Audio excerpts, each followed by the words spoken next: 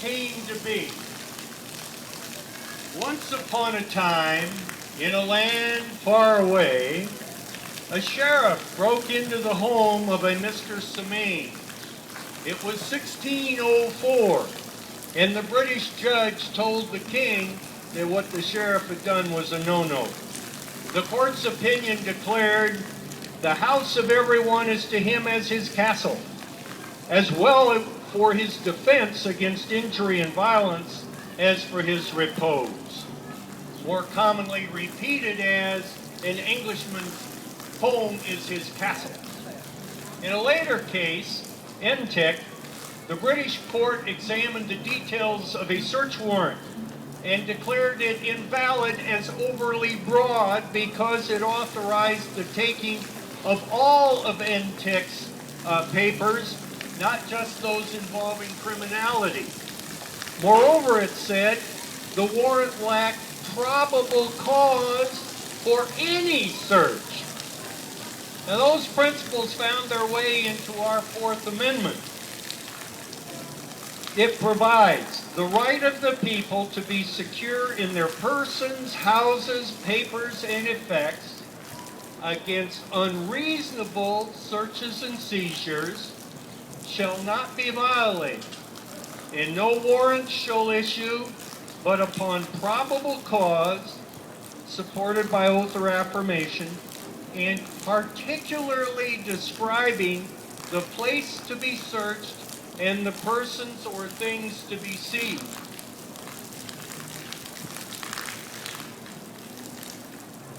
Clearly, early British law and our Fourth Amendment contemplate our right to a zone of privacy.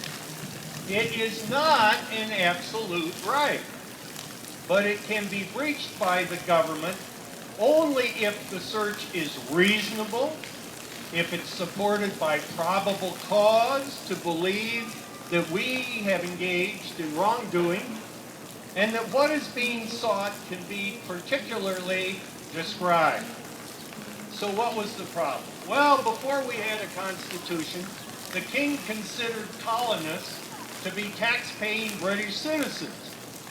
His tax officials, sent to collect from American merchants what British law said they owed,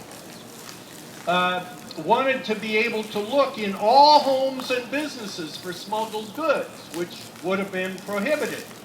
So to legalize these searches, the English Parliament authorized the use of writs of assistance.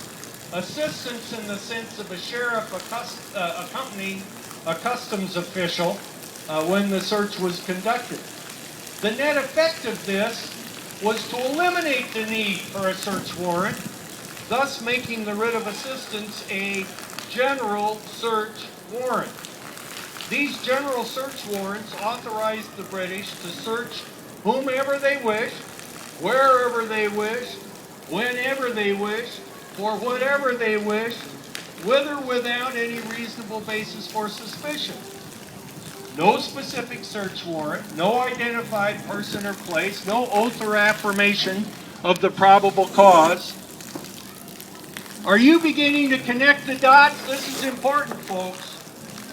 You see, the NSA's surveillance of the American people today is the electronic equivalent of one of the grievances that drove our founding fathers to the revolution we commemorate every July 4th. Those British general search warrants. The NSA is engaged in the unreasonable search of all of us without even a suspicion we have done anything wrong, let alone probable cause, without specifying where they will look or what they are looking for. And so it is that 224 years later, an ever-increasing number of American citizens, now nearly 50%, again believe that government surveillance has gone too far, notwithstanding the professed concern and threats of terrorism.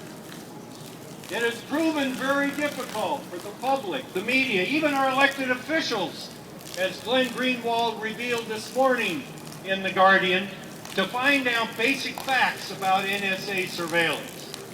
As New Mexico Senator Tom Udall has observed, it is very, very difficult, I think, to have a transparent debate about secret programs approved by secret court, issuing secret court orders based on secret interpretations of the law. And our task has been made even more difficult by intelligence officials' willingness to flat out lie. When asked by Senator Ron Wyden whether the government was collecting the metadata from citizens' phone calls, the Director of National Intelligence, James Clapper, replied simply, no. Others, with scarcely more subtlety, speak in terms deliberately nuanced to deceive the public and media. Measured by any rational benefit cost analysis, what the government is doing to American citizens in the name of protecting us from terrorism is wildly overreaching. Since 9/11, the overwhelming percentage of deaths from terrorists has been inflicted on our uninvited military personnel in foreign countries, where our presence has both increased recruitment of terrorists abroad while saving terrorists the cost of airline fare to America. Our intelligence services spokesperson are asked to identify instances in which surveillance of Americans was the sole contributor to preventing violence. They struggle. They dissemble. They mention something between 1 and 13 possible instances for which they refuse to provide details. Moreover, the programs aren't always effective. Alerted to the Boston bombers, they failed to connect the dots. Even if you don't care about personal privacy, consider the money and personnel devoted to surveillance of American citizens. Those costs are clearly grossly disproportionate to any benefits, especially when compared with other programs. If the government was truly concerned about the preventable deaths of Americans, the trillions spent fighting wars abroad and conducting surveillance at home could have saved far more lives if spent on other programs. There are over 400,000 deaths a year related to smoking, 32,000 from automobile accidents, 30,000 gun deaths. Americans are 271 times more likely to die from workplace accidents than terrorist attacks. Preventable injury, disease, illness, and death include such factors as obesity, lack of exercise, poor nutrition, alcohol, and other drug use, and the failure to use motorcycle helmets and seatbelts. Adequate funding of best practices public health programs could save far more lives than surveillance ever will. We will never totally eliminate those deaths, nor will we totally eliminate all terrorist attacks, no matter how much surveillance we have, whether carried out by American citizens, such as Timothy McVeigh in Oklahoma City, or unsuccessfully attempted by Najib Zazi against the New York City subway. Given the grossly disproportionate and ineffective expenditure on surveillance, rationalized as a life-saving effort, one need not be paranoid to wonder what the government's real motives might be for spying on us. It may be true there is high global risk this weekend of a massive Al-Qaeda attack, but it's not unreasonable to wonder if the warnings are also efforts to support NSA surveillance. Wolfgang Schmidt, a one-time lieutenant colonel in the former East German secret police and spy agency Stasi, has said of our NSA, "You know, for us, this would have been a dream come true. So much information, so many people. The Stasi's wiretapping ability went from one wiretap to 40 at a time. Compare Stasi's efforts with those of the NSA. The NSA has gone from a constitutional, specific search warrant for one person to the electronic equivalent of the old British general search warrant. Because the NSA has the technology that makes it possible, it wants to be able to search every American simultaneously and retain what they find. The government tries to reassure us everything it is doing is legal. That's not so clear. President Obama is both relying on a legal opinion interpreting the Patriot Act, but one so secret he can't tell us what it says, and, according to this morning's Guardian, refusing to permit the FISA court's release of an opinion finding some NSA surveillance unconstitutional, which the court is willing to release. Moreover, many who voted for the act believe they did not authorize what the NSA is doing. Also from Glenn Greenwald's report in this morning's Guardian. But assume it is legal. Let's assume that what they're doing is legal. The act was passed by Congress. As I sometimes say of corporate abuses, the problem is not so much that corporations violate the law as it is that they write the law. The issue is not whether the law was passed by Congress. The issue is whether it and what is done in its name is constitutional. And let's assume it's constitutional. We're still left with the question of, is it right? Is it moral? Is it how we want to live? As Dr. Martin Luther King has reminded us, quote, we should never forget that everything Adolf Hitler did in Germany was, quote, legal. It was illegal to aid and comfort a Jew in Hitler's Germany. Presumably, what Stasi did was also legal. Consider for a moment the potential for abuse from citizen surveillance justified as an anti-terrorism program. President Nixon authorized the burglary of Democratic National Committee headquarters. Okay? That thing is possible. That's been done. Can you imagine the value to a presidential political campaign of access to the phone calls and emails of your opponent? When this kind of surveillance was called Echelon 10 or 15 years ago, Europeans complained that NSA was doing industrial espionage for American corporations that resulted in Airbus losing contracts to Boeing. Third, what if, as the New York Times reports this morning, I do read other papers than The Guardian, terrorist surveillance reveals a planned crime by non-terrorists. Okay, so they're looking for terrorists. They find a crime is about to be committed, as in the fictional TV show Person of Interest. How can the constitutional rights of the discovered potential criminal be protected? Fourth, how can natural curiosity be eliminated? Remember when UI hospital personnel, curious as to the condition of Hawkeye football players with rhabdo, took an unauthorized peek at their medical records?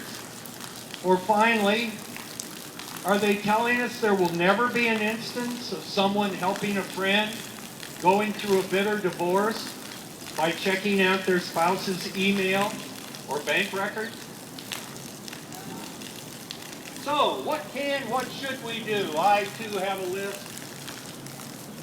1, citizens must take a stand. The first thing we need to do is what you've already done by showing up today, following in the footsteps of America's colonists in the 1770s. When the people will lead, their leaders will follow, especially with a cautious Congress as election-focused and dysfunctional as ours. You and I are going to have to step up and take the lead on this one. 2, legislators, judges, and lawyers must refashion our law of privacy.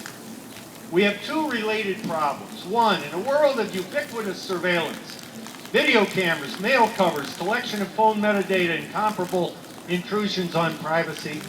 Does a reasonable expectation of privacy, that's our current legal standard, provide any protection? 2, the courts have said that when you give information to a third party, such as a bank or phone company or internet service provider, you thereby lose any expectation of privacy. This is the legal argument of the businesses that are collecting information about our lives and the government agencies that then retrieve it from them. Information that would not be constitutionally available to the government without the company's participation. It is my opinion that both problems, this ubiquitous surveillance and third-party transactions, require rethinking in this high-tech age. If you give your private information to a newspaper or television reporter who makes no promises, you can't complain when it appears in the paper or on television. On the other hand, we do protect the privacy of the information you give to your doctor or lawyer or cleric. Today there needs to be a third category. Credit card data may not be entitled to the protection of medical records, but it deserves more than what you give to a newspaper reporter. It is reasonable to demand a level of trust in business relationships. A level of trust in relationships that are necessities in our economy, such as banking and phones. We are not gratuitously handing them private information. We must do so in order to have their service. It is given to them for a specific and limited purpose.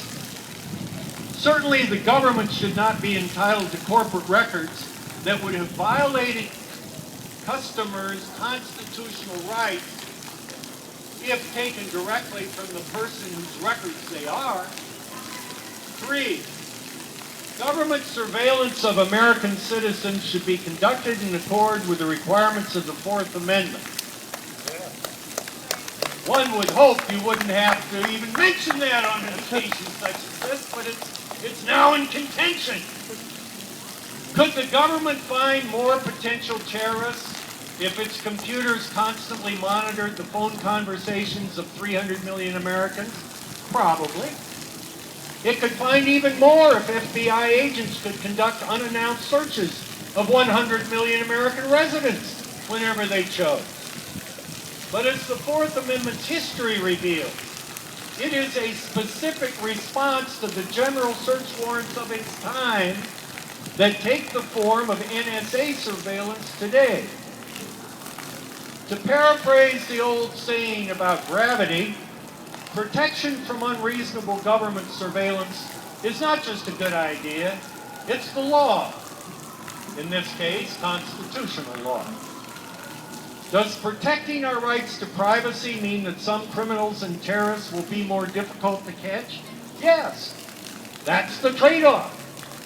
But it's a trade-off our nation's founders made for us and considered a more than reasonable price to pay for our rights to privacy. 4th, we need a procedure to protect whistleblowers dealing with classified information. Whether you consider Edward Snowden a hero or a traitor, the fact is that he has enabled a national deliberation even the president acknowledged is necessary. What has followed in the form of media investigations, reporting, and opinion pieces, congressional hearings, and legislation, and modestly more NSA transparency, has created a better informed public.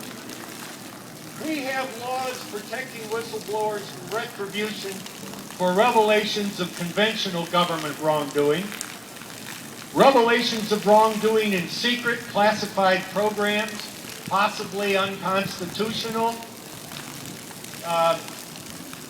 are, if anything, even more necessary and valuable in a democratic society than revelations of garden variety unclassified mischief.